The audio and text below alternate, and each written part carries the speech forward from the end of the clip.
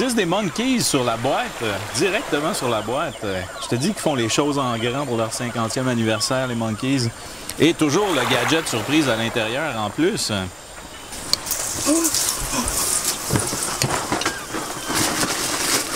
Maudit bébé.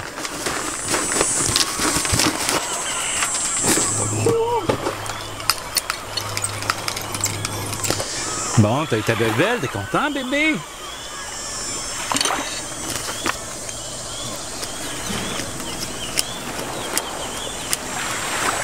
Vendredi.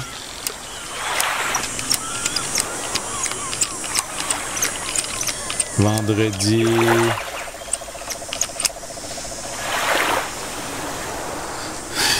Hey!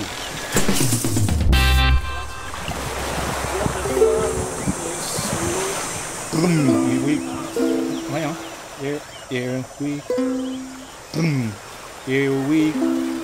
Here we come. Here we come. C'est ça. Here we come. Here we come. Ça. Here we come. Walking down the street. Ah, ouais. We get Ah, je suis vraiment pourri là-dedans. Hey! Salut Régent, mon ami des vieux jeux! J'étais dans le coin, puis j'allais continuer quand on est l'île, puis là j'entendais de la musique au loin, tu vois qu'il gossait sur quelque chose, c'était un petit peu bizarre. Ouais, c'est moi qui joue, mais je suis vraiment pourri, fait que tout est bon hein, pour comprendre les jeux quand je te donne les instructions. Bon ben tiens, là les instructions, ça c'est ton jeu, puis prends les instructions, assis-toi qu'on va jouer à ça, ok? Tu vois, c'est bien simple. Tu connais ça les Monkeys en passant? Oui, un peu. Comme tu peux voir ici, là. J'avais connaître quelques gueules et tout ça. OK? Es-tu prête? Attends, je vais juste relire un petit peu. Non, OK. On commence ça, OK? OK. Here we come, walking down the street. We get the funniest looks from everyone we meet. Hey, hey, we're the Monkeys. And people say we monkey around.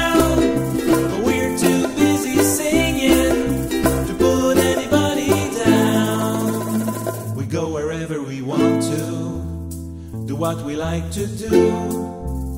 We don't have time to get restless. There's always something new.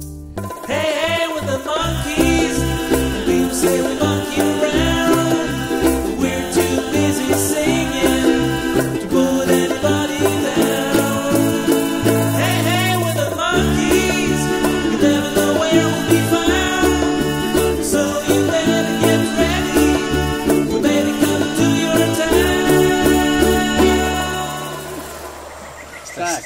Hein, c'était clair comme instruction? Très facile, je pense que c'est les meilleures instructions que j'ai suivies de ma vie. Aujourd'hui, on va parler des Monkeys.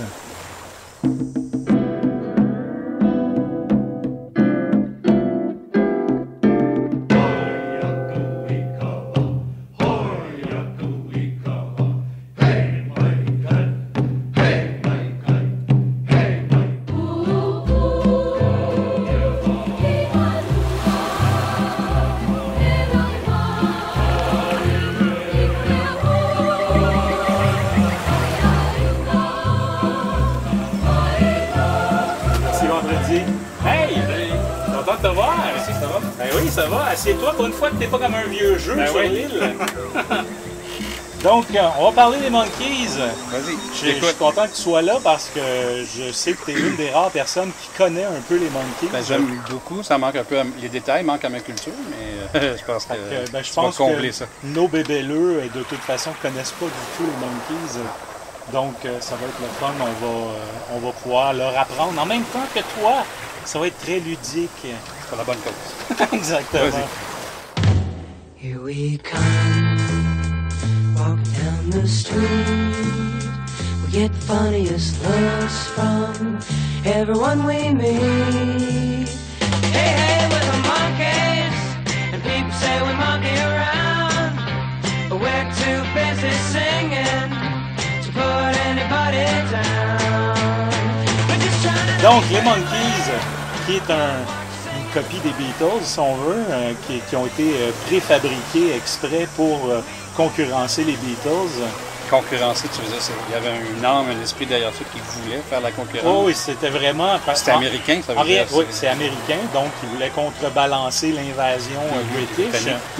Mais en même temps aussi, ce que beaucoup de gens savent pas, c'est qu'en réalité, c'était pas un vrai groupe de musique au départ. Ils jouaient pas?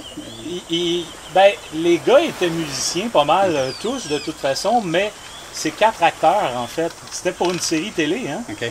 Donc, on a vraiment engagé 4 jeunes avec des aptitudes musicales quand même, mais pour jouer les gars qui sont dans un groupe de musique, dans une sitcom pour la télé. Il y a dû avoir une audition, quelque chose? Oui, il y a eu une grosse audition. Je pense qu'il y a eu comme 300, 400 personnes qui ont passé. Et finalement, ils ont pris ces 4 gars-là qui ont pratiquement pas auditionné parce que déjà, Mickey Dolenz était un acteur assez connu. Donc, c'est son agent qui l'a envoyé là. David Jones, lui, est un chanteur connu, acteur, tout ça. Donc, il a auditionné, mais il n'est pas allé là sur le papier qu'il a vu. Mais eux, entre eux, ils ne se connaissaient pas à la base, donc ils ont développé cette chimie-là entre eux pour le show, en fait. Et ce qui est fort, c'est que c'est devenu un vrai groupe musical en plus. Après, ils se sont mis à composer leurs chansons. Mais tu avais déjà Mike Nesmith et Peter Tork qui étaient des musiciens, auteurs, compositeurs et tout. Qu'eux autres, ça les a vraiment frustrés parce que je pense que quand on les a engagés, on leur a dit qu'ils allaient s'occuper de la musique en même temps sur le show. Fait qu'eux autres, leur carrière... Ils ont pris pour acquis qu'ils allaient contribuer au son. Puis quand ils sont arrivés là, ils ont vu que c'était Don Kirshner, le producteur de disques et de séries télé, tout ça, qui était le grand boss en arrière de la musique. Puis qu'eux autres n'avaient pas un mot à dire, finalement. Fait que on lui demandait... Ça devait être frustrant pour... Ouais, mais que ça devait être frustrant. Mais est-ce qu'ils manifestaient? Ah oui, ils ont manifesté assez rapidement. Tout de suite aux premières séances d'enregistrement, Peter Tork, qui est un multi-instrumentaliste qui joue de la trompette, qui joue de la guitare, du banjo, tout ça, on lui a donné la basse à jouer dans le groupe. Et lui, il s'est dit, OK, bon, ben, je vais jouer la basse. Il est arrivé au studio d'enregistrement avec sa basse. Puis on dit, qu'est-ce que tu fais là? Ben, je viens enregistrer mes tracks de basse. Puis on dit, non, les tunes sont enregistrées. Faites-toi-en pas avec ça. Là. On n'a pas besoin de vous autres, pas en tout. Là, ils se sont rendus compte qu'en fait, oui, c'était juste des acteurs. Ils voulaient d'eux autres comme acteurs sur une série télé. Donc, c'était un peu comme du talent gaspillé. Mike Nesmith, c'est lui qui l'a pris le plus mal parce que lui, il pensait vraiment composer toutes les chansons pour le show puis tout. Puis, il y a eu même de la misère à placer ses tunes. Don Kirshner en voulait pas, il trouvait que c'était pas assez pop, tout ça. Puis... Et Don Kirshner s'était engagé avec plusieurs auteurs-compositeurs, dont Neil Diamond, Boyce and Hart, Carole King. Tout ça qui eux autres, on les avait engagés pour composer les chansons des Monkees. Une tune très populaire, I'm a Believer, c'est Neil Diamond, exactement, qui était un méchant gros succès. Here's the Monkees.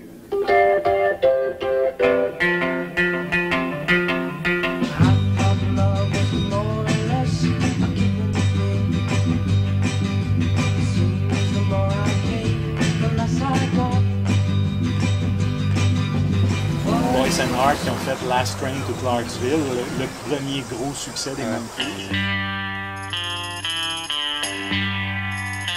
Take the last train to Clarksville and I'll meet you at the station. You can be here by 4:30 'cause I've made your reservation. Don't be slow.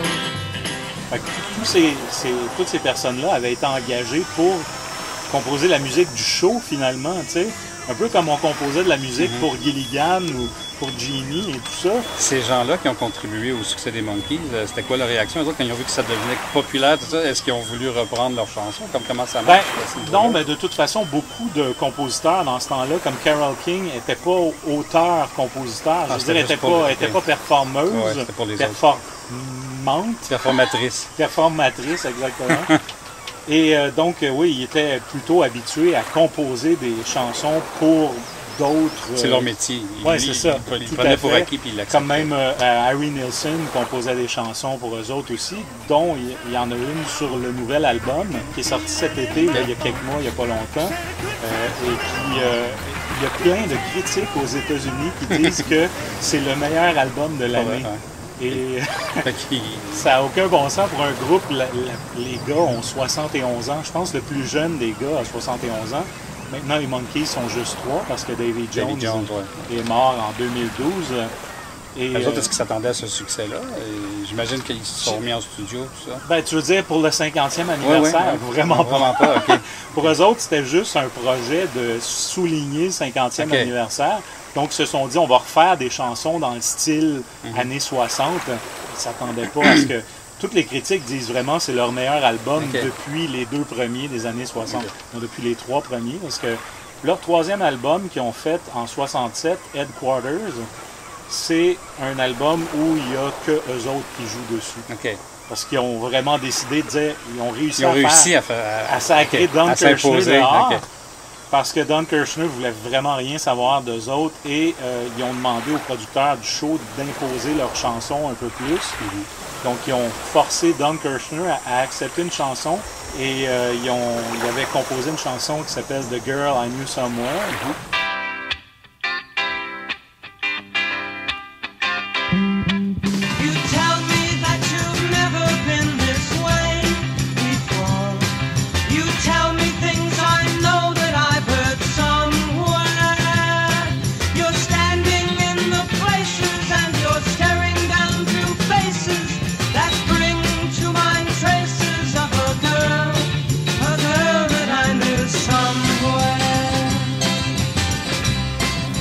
C'était vraiment une chanson pop aussi bonne que la plupart des compositeurs qu'il y avait avant.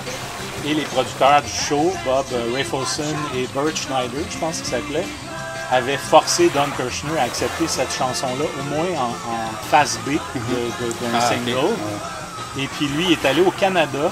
Il a fait imprimer un album avec 2 tunes de ses compositeurs.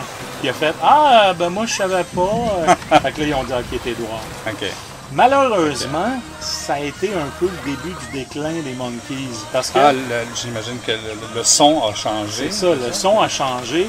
Les gars étaient devenus des bons musiciens, compositeurs. Mais la recette n'était pas là encore. C'est ça. C'est pas eux qui l'avaient établi. Exactement. Ils ne pouvaient pas avoir le même son qu'avant. Ils ne pouvaient pas avoir, même si tu avais les mêmes gars qui chantent dessus. Puis même si c'était sûrement bon quand même, ça a changé de ton un peu. Et eux, c'était pas des grands musiciens non plus. Même Mike Nesmith, qui est un auteur-compositeur reconnu, disait lui-même que les Monkees, comme musicien, c'est un band de garage. Okay. Puis lui, il n'avait pas nécessairement dans la tête « je veux écrire des hits non plus ». Non, il voulait faire son art. C'est ça, parce que lui, c'est un Texan en plus. Ouais. Et il voulait écrire une espèce de mélange de country avec du pop. Il voulait créer un style qui n'existait pas. Mais sauf que le problème, c'est que le son des Monkees était établi depuis un an déjà. Donc, à partir de là, ben, les albums ont eu moins de succès. La série a été cancellée en 68, je pense. Donc, après juste 2 ans. Combien d'années, 2 ans? Oui, ça a commencé en septembre 66. Donc, on fête là, leur 50e anniversaire. Et les Monkees, d'ailleurs, font un spectacle, les 3 ensemble, même Mike Nesmith, pour le 50e anniversaire. Je pense que c'est le 16 septembre. Donc, c'était la semaine passée. Et ils ont fait un spectacle ensemble. Moi, j'ai de la misère à me tenir au courant parce que sur l'île... Oh, le temps passe, puis... puis on n'a pas d'Internet ou quoi que ce soit. Ça, je comprends très bien. Oui. On est en 2016. OK.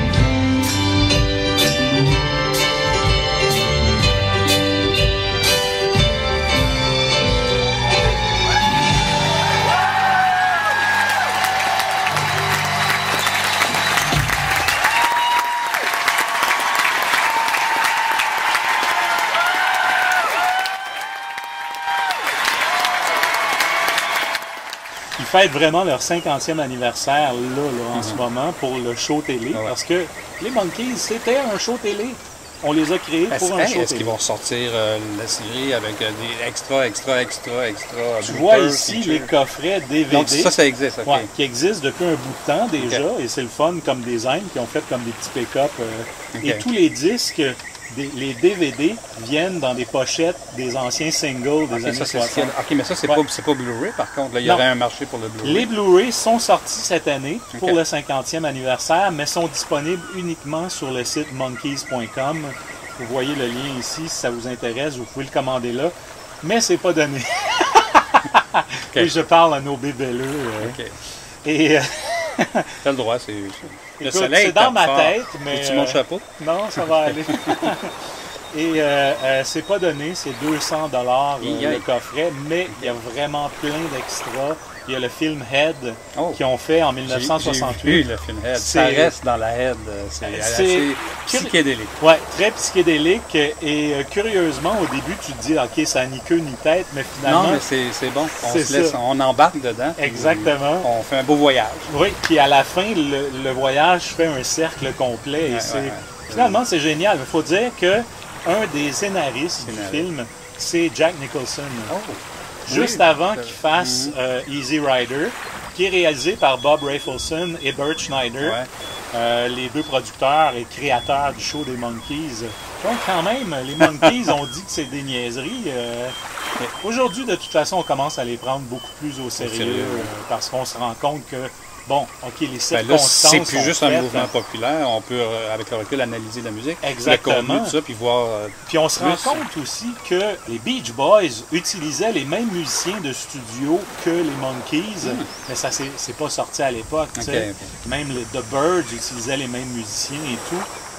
C'est juste que les Monkees ont tout de suite été pris comme cible parce qu'ils avaient été créés pour la télévision. Mais là, tu es en train de me dire que les Beach Boys puis The Byrds, c'était pas eux qui enregistraient? Je pense qu'au début, les Beach Boys étaient vraiment les musiciens qui jouaient sur les disques, mais plus c'est devenu compliqué, quand Brian Wilson s'est mis à composer des partitions vraiment compliquées, il est allé chercher The Wrecking Crew, qui était le groupe de musiciens de Los Angeles qu'on utilisait pour les shows télé, pour, même pour Dean Martin, pour Frank Sinatra.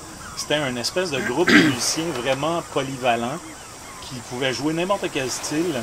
Et c'est eux qu'on allait chercher. Et même, ils ont composé souvent des lignes de basse ou des affaires très reconnaissables, soit des Monkees ou des Beach Boys ou des... C'était un peu un courant normal de ça. C'était très normal, sauf qu'on est tombé sur la tête des Monkees parce qu'on disait « Ah, c'est un show télé.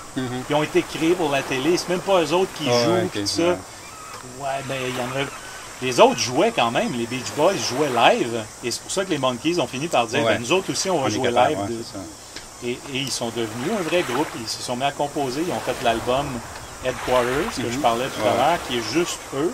Mais après ça, ils ont fait Pieces, Aquarius, Jones Limited, et The Birds, The Bees and the Monkees.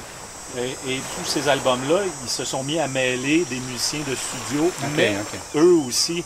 Mais c'était eux les boss. C'était eux les boss, ils géraient les séances d'enregistrement. Est-ce qu'ils ont regagné en popularité ce qu'ils avaient commencé à perdre? Plus ou moins, parce qu'une fois que le show télé s'est arrêté, tu on entendait fais une moins méchante parler. vitrine. Donc, et le film Head a floppé bien raide. Parce que le monde était... Un petit peu avant-gardiste, en tout cas. Voilà. Même aujourd'hui encore, c'est avant-gardiste. Donc...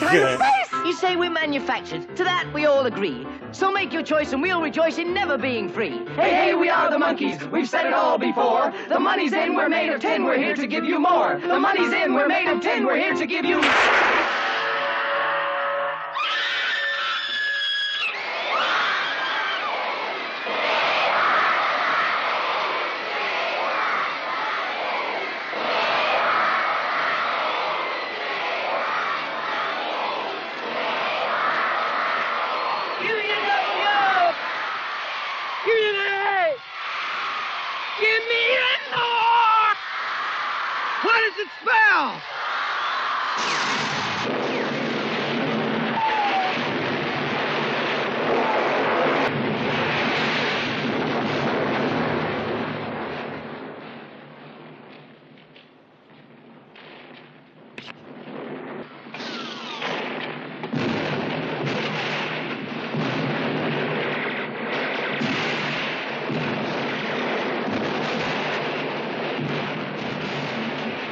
Hold it. This is for life.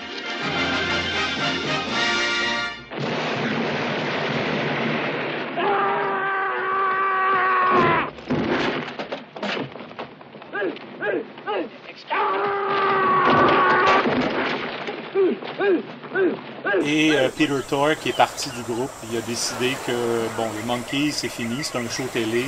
Il est parti de son côté, mais de toute façon, les Monkees, je pense, ont fait un autre album une fois qu'il n'était que 3. En 70, quelque chose comme ça, 71. Et d'ailleurs, c'est à l'époque où on a essayé de pousser la publicité des Monkees en mettant des disques sur les boîtes de céréales Post.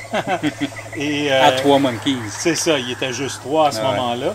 Mais il y a quand même eu un gros boom de merchandising des Monkees pendant qu'ils étaient à la télé, bien entendu, parce que c'était un show qu'on a fait la promotion de ça comme si c'était Batman ou Genie ou quelque chose comme ça. Donc, il y a eu des jeux de société, il y a eu des comics, des Monkees. Il y avait plein d'affaires qui ont... Okay! Il y a eu la fameuse Monkey Mobile, l'auto qu'on des voit sur Monkees. la boîte de céréales. C'est ça d'ailleurs. Mais cette auto-là, on l'a fabriquée pour l'émission télé. Ça, c'est le modèle kit. Ici, on a le petit modèle Corgi devant. Et ça, c'est un modèle plus récent qui est sorti dernièrement en métal. Mais cette voiture-là est devenue aussi populaire dans les années 60 que la Batmobile. On l'a fait fabriquer exprès. En fait, les Monkees, c'était vraiment un beau package deal. Tu sais.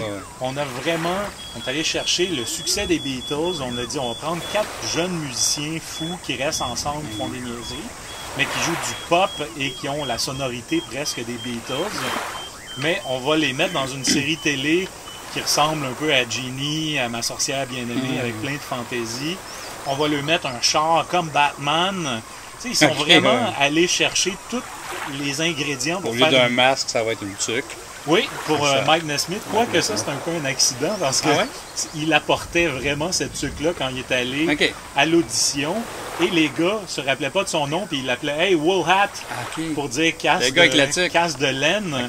Puis et ils ont dit « Ah ben ça va être ton signe distinctif, tu auras ça sur le show. Mais lui, il s'est tanné assez vite, puis il l'a enlevé après un an. Et donc, c'est ça, il y a eu beaucoup de merchandising à l'époque. Il y a eu des cartes aussi à collectionner pour les enfants. Il y a les figurines qu'on voit là, ça c'est plus moderne. Et c'est dans un style animated d'une série animée qui n'a jamais été faite avant. Oui, en résine. On a des Wacky Wobblers ici avec les têtes qui springent. Ça c'est plus moderne, là. C'est des affaires plus modernes. Je remarque que lui, tu as une signature dessus. Oui, de Peter Tork. Et c'est vraiment sa vraie signature. Il a vraiment signé la figurine. Wow.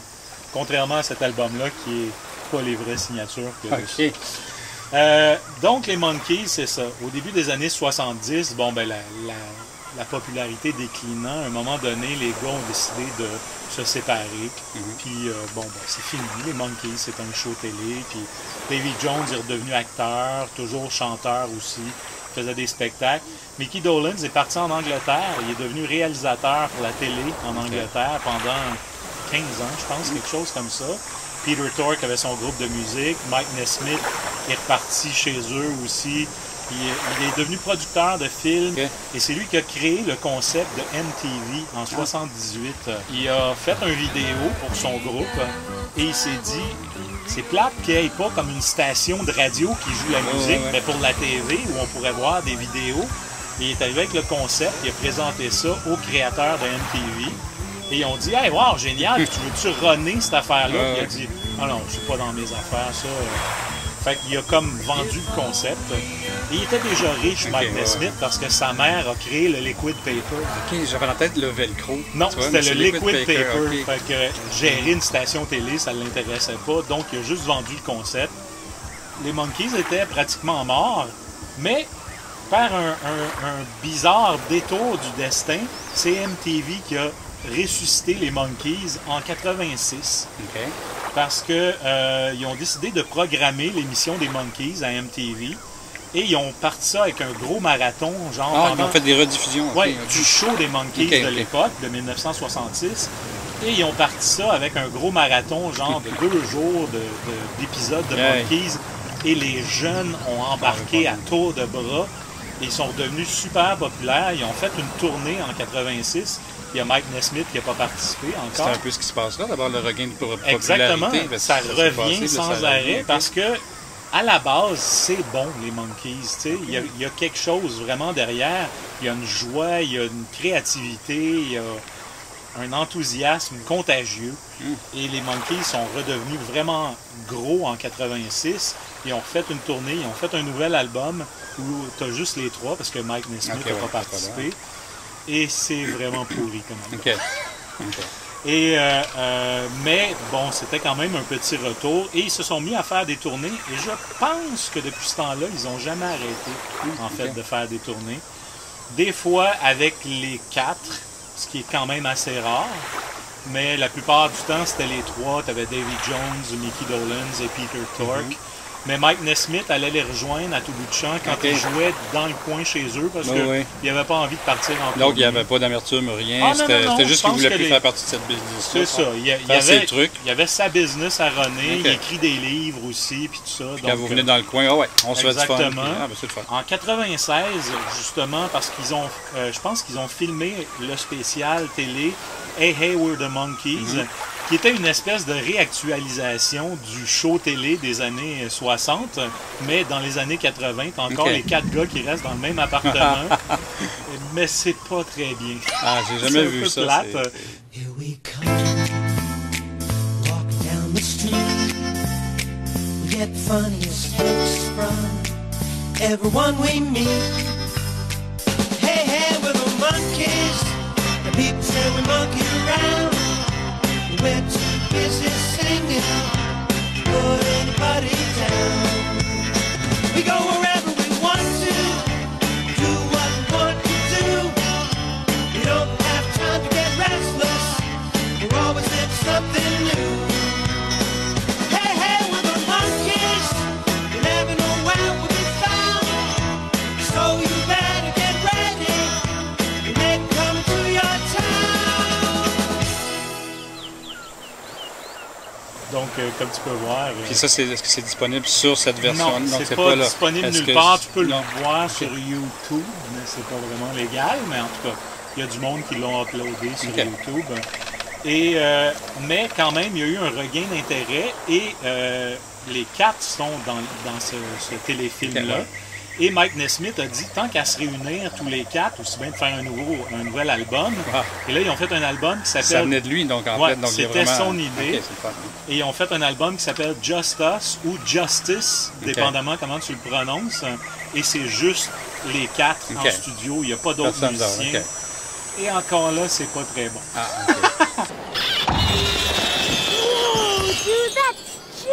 Tout ça nous amène, bon, ils ont continué à faire des tournées et tout ça, partout dans le monde.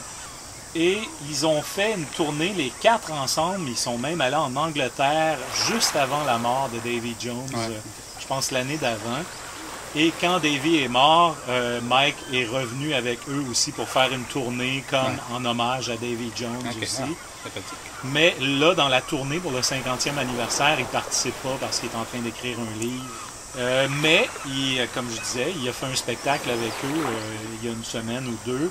Et il participe souvent par Skype. Oui, j'ai vu ça. On voit ça sur YouTube, il y a des extraits où on le voit qui participe et il chante une chanson par Skype. C'est sympathique aussi. C'est très sympathique. Tu vois que le gars, c'est pas parce qu'il veut pas. Non, il veut pas nécessairement plus rien savoir des Monkees. Absolument pas. C'est juste qu'il y a d'autres choses à faire. Et plus ça va, il se radoucit parce que il était, je pense, un peu amer de l'expérience des Monkees parce qu'il n'a pas On sentait au début ça. Il n'a pas pu faire ce qu'il voulait avec le groupe. Mais avec le recul, là, il est capable de voir, parce que dans le dernier album, vraiment, ils reviennent au son pop des années 60, puis tu sens son enthousiasme quand il en parle, dans les entrevues, tout ça, mais tu le sens aussi quand il chante. C'est vraiment... tu ne croirais jamais que ces gars-là ont 70 ans passés, ça n'a aucun bon sens.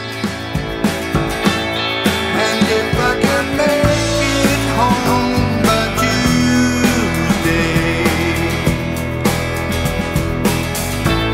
that's if I can make it home at all. I'm headed out in the sunshine, babe, feeling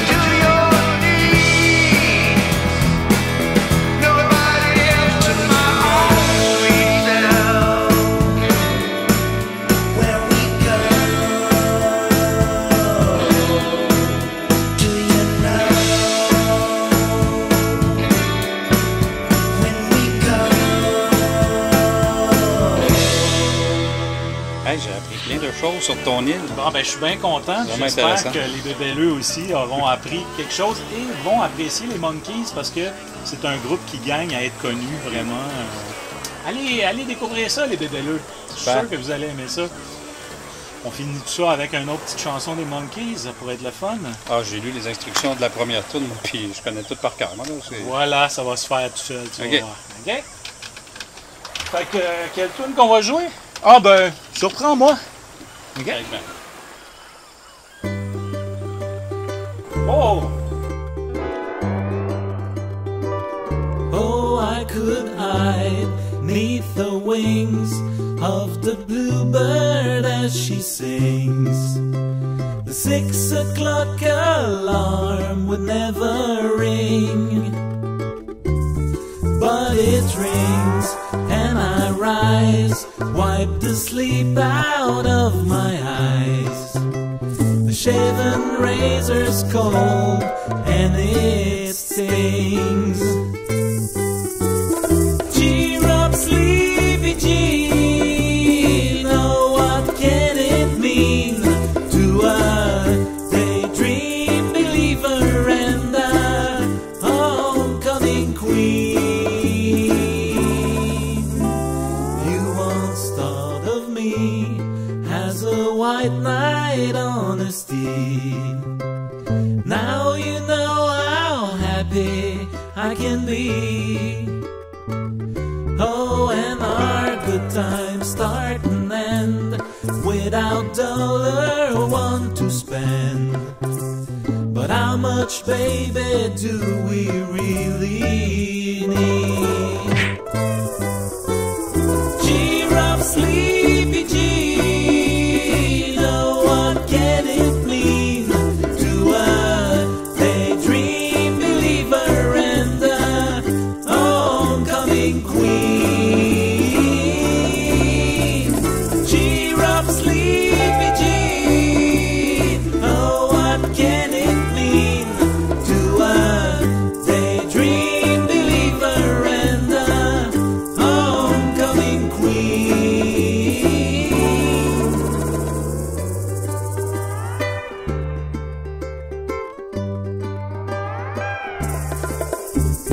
Cheer up, sleepy Jean. Oh, what can it mean to a daydream believer and a homecoming queen? Cheer up, sleepy Jean. Oh, what can it mean to a daydream believer and a homecoming queen? Cheer up, sleepy Jean. Oh, what can it mean to a daydream believer and a homecoming queen?